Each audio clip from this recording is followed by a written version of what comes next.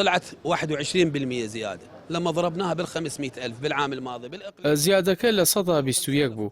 کاتێک لەگەڵ 500 ساڵی پێشوو لە ئەرێم حسابمان کردیە 605,000 تن.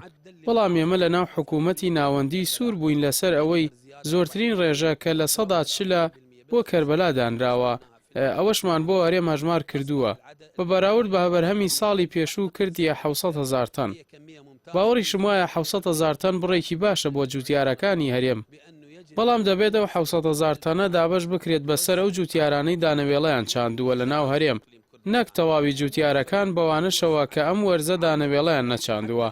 بڕەکە بەسەر ئەو جوتیارانەدا دابەش دەکرێت کە چاندنیان کردووە و بڕەکەش بۆ ئەوان بەسە و گەنم لە تەواوی ئەو جوتیارانە وەردەگرین. جەختیش دەکەینەوە کە شایستەی جوتیاران یەک بە یەک بدرێت، نەک وەکو ساڵانی ڕابردوو. ئەم حکوومەتە ئێستا سوور بووە لەسەر ئەوەی شایستەی دارایی جوتیاران هێڵی سوورە و بە پشتیوانی خوا یەک بە یەک پێیان دەدرێت.